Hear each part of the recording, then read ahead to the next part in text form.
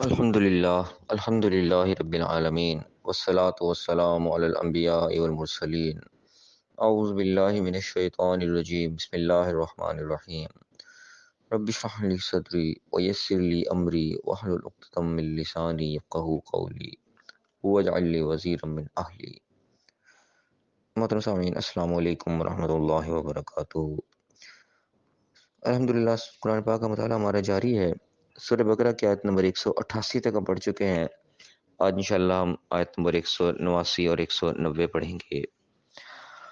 اعوذ باللہ من الشیطان الرجیم بسم اللہ الرحمن الرحیم۔ یسألونک عن الاہلہ، تم سے سوال کرتے ہیں نئے چاند کے بارے میں۔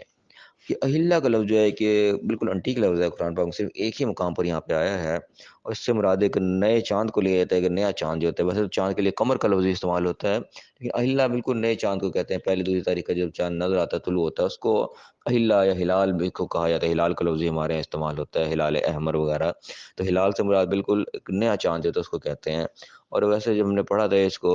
اہلہ کے الفاظ میں، جب کہ اہلہ لکم الطیبات، کہ تمہارے لیے حلال کر دی گئی چیزیں، تو وہاں پہ ہم نے اسی کو دیکھا تھا کہ ہلال کا مسئلہ اصل میں جو آتا ہے مفہوم سمجھ میں، وہ کسی چیز کے ساتھ منسوب کرنا آتا ہے نا، وما اہل لغیر اللہ، جو کسی غیر اللہ کے نام سے منسوب کر دی جائے چیز۔ تو ہلال بھی یعنی کہ نئے چاند کو بھی اس لیے ہلال کہا جاتا ہے، وہ بھی کسی خاص چیز کے ساتھ منسوب ہوتا ہے، کسی مہینے کے ساتھ جو خاص طور پہ منسوب ہوتا ہے۔ بیچ بیچ کا چاند تو ٹھیک ہے، چاند ہے عام سمپل، لیکن نیا چاند جو ہے تو اس کے ساتھ باقاعدہ نام لگ جاتا ہے، یہ محرم کا چاند ہے، یہ سفر کا چاند ہے، یہ عید کا چاند ہے وغیرہ وغیرہ۔ تو کسی کے ساتھ منسوب ہوتا ہے، تو اسی شاید منسوبیت کی وجہ سے اس کو اہلہ یا ہلال کا لفظ اس کے لیے استعمال ہوتا ہے۔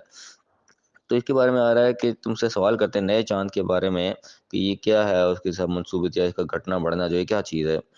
کل کہہ دو ان سے کہ یہ مواقیت للناس والحج، کہہ دو کہ یہ اوقات ہیں، ایک وقت جاننے کی چیز ہے لوگوں کے لیے، اور حج کا یعنی کہ اس میں جو ہے وہ معلوم کیا جاتا ہے وقت اوقات، کہ حج کا وقت کب آ رہا ہے۔ حج یعنی کہ ایک اہم چیز اس کے ساتھ منسوب، اور باقی لوگوں کے لیے بھی اس کے ساتھ وقت معلوم کرنے کا ایک ذریعہ ہے۔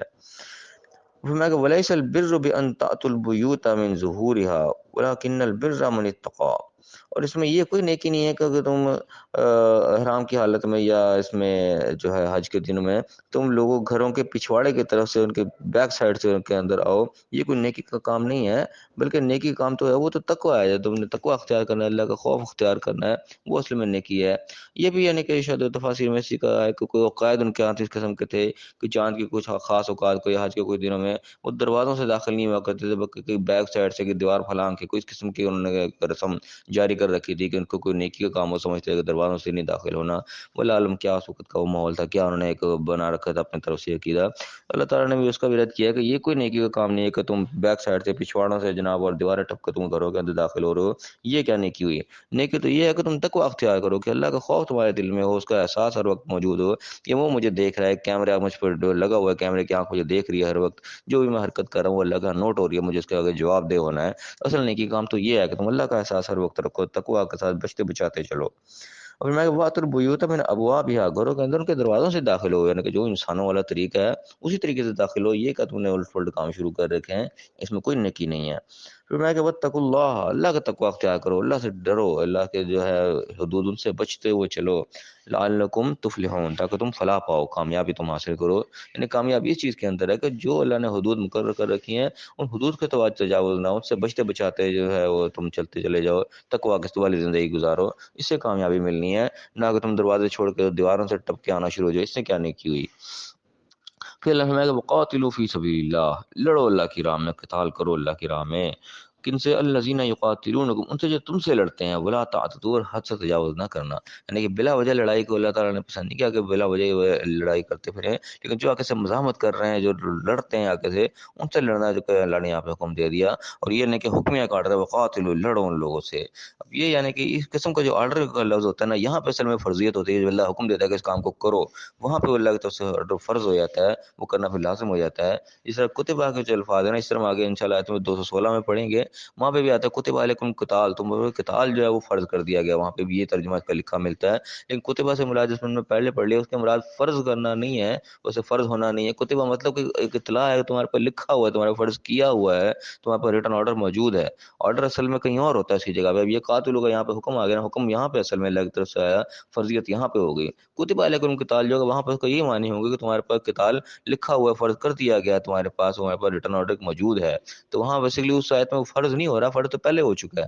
وہاں پہ اطلاع دی جا رہی ہے کہ تمہارے پہ یہ چیز فرض کر دی گئی ہے، تمہارے پہ لکھ دی گئی ہے، ریٹن آرڈر تمہیں دے دیا گیا ہے کہ تم نے کرنا ہے۔ آرڈر یہاں پہ اصل میں دیا جا رہا ہے، قاتلوا کے ساتھ حکم دیا جا رہا ہے، قاتلوا فی سبیل اللہ، لڑو اللہ کی راہ میں ان لوگوں سے جو تم سے لڑتے ہیں، ولا تعتدوا، حد سے آگے نہ بڑھنا۔ اچھا یہاں پہ ولا تقربوا کے الفاظ نہیں ہے کہ تم حدوں کے قریب نہ جاؤ، قریب تو ظاہر لڑائی کے اندر قریب تو انسان ہوتا ہی ہے، بالکل قریب کے بغیر تو کام ہی ہونا، لڑائی تو ہونی ہے، لیکن تعتدوا وہاں پہ تم نے اس سے تجاوز نہیں کرنا، یہاں پہ اینڈ یہاں کیا کہ یہ نہ ہو کہ تم ان سے جتنا وہ تمہارے ساتھ لڑے تم اس سے زیادہ لڑ لو، وہ تمہارے مردوں کے ساتھ لڑے تم ان کو عورتوں بچوں کو مارنا شروع کر دو، وہ زیادتی ہو جائے گی، وہ کام تم نے نہیں کرنا۔ تو کئی مقامات پہ اللہ تعالیٰ حدوں کے قریب جانے سے منع کرتا ہے، بولا تقربوا کہ قریب بھی نہیں جانا، کئی مقام قریب انسان ہوتا ہے، وہاں قریب پہ جانا ضروری پڑتا ہے، اس کے بغیر ہوتا نہیں ہے، وہاں پہ اللہ حد کی بات کرتا ہے کہ حد سے تجاوز نہیں کرنا۔ ان دونوں چیزوں میں فرق ہوتا ہے کہ حد سے پاس پہنچ کے اس کو تجاوز نہ کرنا، ایک ہے وہ حد کے پاس بھی نہ پہنچنا، اس سے دور دور ہی رہنا۔ تو مختلف جگہ پہ مختلف اللہ تعالیٰ اس طریقے سے احکامات دیتا ہے، کچھ چیزوں پہ بالکل قریب جانے سے ہی منع کر دیتا ہے، کچھ چیزوں میں انسان قریب تو رہتا ہی رہتا ہے لیکن اس سے تجاوز نہیں کرنا ہوتا۔ تو میں کہ ان اللہ لا يحب المعتدین، اللہ تعالیٰ حد سے بڑھنے والوں کو کسی کو بھی دوست نہیں کرتا، رکھتا، پسند نہیں کرتا، جو زیادتی کرنے والے لوگ ہوتے ہیں۔ اللہ تعالیٰ کے اعتدال پسندی کو پسند کرتا ہے، ایک لمٹس کے اندر رہ کے زندگی گزارنے کو اللہ پسند کرتا ہے۔ کہیں بھی آپ لمٹ کراس کرو گے تو تم اللہ کے محبوبیت سے باہر نکل جاؤ گے، اللہ تعالیٰ بھی تمہیں پسند نہیں کرے گا ایسے لوگوں کو۔ تو اللہ تعالیٰ ہمیں سمجھنے کی توفیق عطا فرمائے۔ ان آیات میں جو مین جو پوائنٹس ہیں وہ یہی ہے۔ تو اللہ تعالیٰ نے یہ بتایا کہ یہ چاند جو ہے یہ اصل میں اس کا اور کوئی مقصد نہیں ہے، بیسک مقصد اس کا ہے وقت کو جو ہے اس کا حساب اس سے رکھا جاتا ہے۔ آج بھی یعنی کہ چاند کی تاریخیں چلتی ہیں، چاند کے حساب سے جو حساب کتاب لگائے جاتے ہیں، اور اس کے اندر جو باطل قسم کی رسومات تھیں اس کا اللہ تعالیٰ نے رد کیا کہ گھروں کے پیچھے سے آگے، ادھر سے آگے، ادھر سے آگے۔ اللہ کا یہ کوئی نیکی کا کام نہیں ہے، نیکی جو ہے وہ تقوی ہی ہے، اصل میں تمہارے اندر تقوی ہونا چاہیے، اللہ کا خوف ہونا چاہیے، یہ احساس رہنا چاہیے کہ میں نے اللہ کے سامنے حاضر ہونا ہے، جو بھی میں کام کر رہا ہوں اگر میں کہیں اس سے حد سے تجاوز کی تو اللہ کے جواب دہ ہوں گا۔ تقوی والی زندگی، بچتے بچاتے زندگی گزارو گے تو اسی کی طرف اصل چیز ہے، تقوی کے ساتھ ہی کامیابی ہے۔ تو اللہ نے اسی کو زور دیا، اور پھر لڑائی کا یہاں پہ حکم دیا کہ جو لوگ تم سے لڑ رہے ہیں تم بھی ان سے لڑو، مار کھاتے رہنے کا حکم نہیں دیا کہ ٹھیک ہے تم ہاتھ پہ ہاتھ دھر کے مار کھاتے رہو۔ اس سے پہلے یعنی کہ عیسیٰ علیہ السلام کو شریعت میں یہ چیز بتائی جاتی تھی کہ ایک آدمی نے تمہارے منہ پہ تھپڑ مار دیا تو تم دوسرا گال بھی آگے کر دو، دوسرے منہ پہ بھی تھپڑ کھا لو، دوسرے ہی مار دو گے تب کیا کرو گے؟ تو یہاں پہ یہ چیز نہیں ہے، اگر اس نے مارا اتنی زیادتی اس نے کیا ہے اتنی زیادتی تم بھی اس کے برابر تم جواب اس کو دے سکتے ہو، لیکن زیادتی نہیں کرنی، حد سے آگے نہیں بڑھنا۔ یہ نہیں کہ اس نے ایک تھپڑ مارا تھا اس کے بدلے میں دو مار دیے، وہ زیادتی ہو جائے گی، ایک کے بدلے میں ایک مارنے کا اللہ نے اختیار دیا ہے۔ تو یہاں پہ یہ چیزیں جو یاد رکھنے والی ہیں، اور زیادتی کرنے کو اللہ نے منع کیا، کسی مقام پہ بھی زیادتی نہیں کرنی۔ اللہ تعالیٰ ہمیں صحیح سمجھنے کی، صحیح عمل کرنے کی توفیق عطا فرمائے، اور دنیا آخرت دونوں جگہ کامیاب فرمائے۔ آمین۔ وآخر دعوانا ان الحمد للہ رب العالمین۔